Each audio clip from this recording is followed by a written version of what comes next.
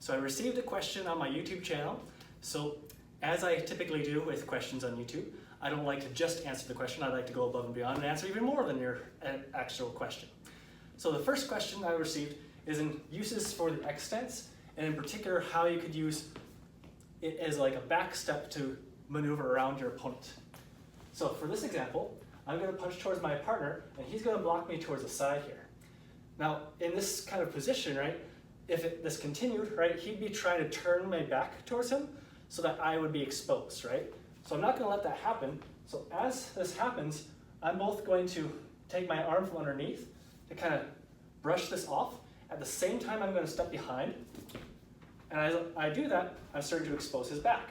And then from here, right, this can step and attack his foot, as well as this can attack at the same time.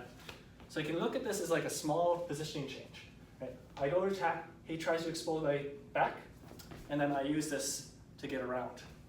And of course, this isn't going to be like a 1, 2, 3, like in real combat, of course, right? If this was real combat, it would be like, right, just real quick, just, right? So never think about stances as positions that you're holding, like I'm holding a stance here. It's not going to be like something like I'm positioned with him like this because this is bad position to just stand in. It's rather something that you're moving through as you're stepping within tandem to your opponent. So that was the question. Now I'm going to answer even more. So other possible uses. One is for the corkscrewing type power that we're trying to generate here. So he can throw a punch, right? So within this, I'm going to throw it through an armbar. I'm going to try and be nice and not actually break his arm. But as I do so, right, it's this twisting that's actually giving me my power. I'm not pushing down on his arm. I'm corkscrewing my stance and sinking, and my weight and the twist is what gives it power, right? So you can use it like that, or you can use it to over twist the arm and then get behind here, right? Many different types of ways that you can use it, but it's mainly about kind of getting that twisting and sinking power to go into your techniques. You could do the same kind of thing like from strikes, so he could throw a punch. I can use this to get into a strike and then back, right? So I could strike right and strike back, using that twisting to get power from the body. So that's another way to use it. Another way, my favorite way, he throws in the punch, hook around his leg, go into the stance.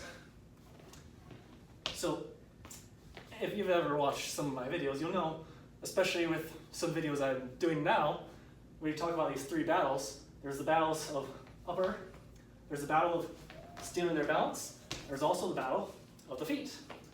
So in this, right, this is the battle of the feet. So trying to get this position here, you hook this, so there's something essentially pulling him back. At the same time, my shin is used as leverage to push forward. So in that, I'm getting a scissor type action.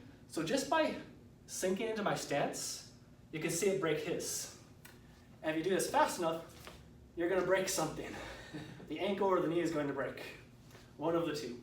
So again, he steps in, right? I do whatever I need to do up here, and then I sink into this stance. You can also do this on the other side, so he can throw the same, right? So I can get around here, and you can see it causes him to fall over. So on the inside gate, if you happen to get here, right, the same kind of thing. I just sit into the stance, and it causes his stance to break.